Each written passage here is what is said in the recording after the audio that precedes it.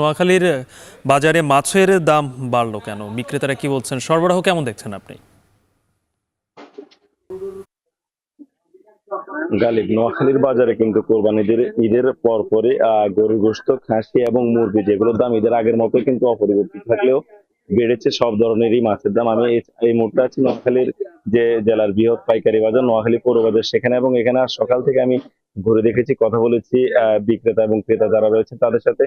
আমি বাজারে যেটি দেখতে পেয়েছি, নোয়াখালীর বাজারে কিন্তু আজ ব্রয়লার জাতীয় যে মুরগি রয়েছে সেগুলোর দাম কেজি প্রতি 180 থেকে 190 টাকা দরে বিক্রি হচ্ছে। এছাড়া লেয়ার জাতীয় যে মুরগিগুলো রয়েছে সেগুলো কেজি প্রতি 380 থেকে 390 টাকায়, আর যে কক জাতীয় মুরগিগুলো রয়েছে সেগুলো 330 টাকায় কেজি প্রতি বিক্রি হচ্ছে। এছাড়া যে দেশি মুরগিগুলো রয়েছে সেগুলো 550 থেকে আকার বেঁধে 580 টাকা পর্যন্ত কেজিতে বিক্রি হচ্ছে।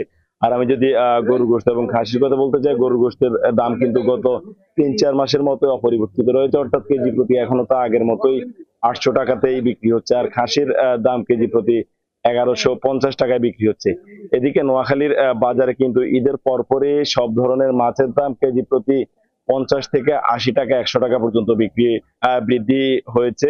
আমি যদি শুরুতে বলতে চাই, নোয়াখালীর বাজারে যে তেলাপিয়া মাছ যেটি ঈদের আগে প্রায় 150 থেকে আকার বেঁধে 180, 200 পর্যন্ত ছিল, সেটি আজ প্রায় 220 থেকে 250 টাকা কেজি দরে বিক্রি হচ্ছে। এছাড়া যে পাঙ্গাস মাছ যেটি একদম সর্বসাধারণের জন্য আসলে সস্তার পণ্য ছিল, যেটি কেজি প্রতি ঈদের আগে 150 টাকায় বিক্রি হয়েছিল, সেটি আজকের বাজারে প্রায় 180 থেকে 200 টাকা দরে বিক্রি হচ্ছে। এছাড়া যে কার্প জাতীয় মাছগুলো রয়েছে সেগুলো 350 থেকে আগার বেঁধে 400, 450 টাকায় বিক্রি হচ্ছে। তো আসলে মাছের যে আড়তদাররা রয়েছেন বা পাইকাররা রয়েছেন তারা জানিয়েছেন বাজারে কিন্তু ঈদের পরপরই মাছের যে সরবরাহ সেটি অনেক কমে গেছে, যার কারণে কিন্তু মাছের দাম বেড়েছে, এবং পাইকারি পর্যায়ে মাছের দাম বেড়ে যাওয়া এর প্রভাব কিন্তু খুচরা পর্যায়ে পেয়েছে, অর্থাৎ খুচরা পর্যায়েও কিন্তু মাছের দাম বৃদ্ধি পেয়েছে।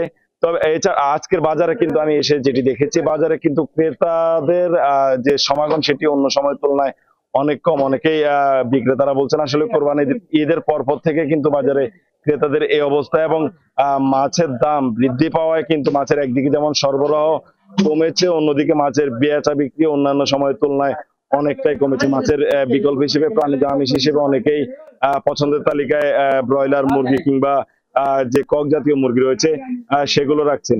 এছাড়া নোয়াখালীর বাজারে কিন্তু ঈদের পরপরই ডিমের দামও বৃদ্ধি পেয়েছে। ডিম আজকের বাজারে প্রতি হালিতে প্রায় 55 টাকা বিক্রি হচ্ছে, যেটি ঈদের আগেও ছিল 45 থেকে 48 টাকা পর্যন্ত। তো গালিব আসলে এই ছিল নোয়াখালীর বাজারে যে প্রাণীজ আমিষ সেটির এখন পর্যন্ত আমার কাছে বাজার দরে সব শেষ।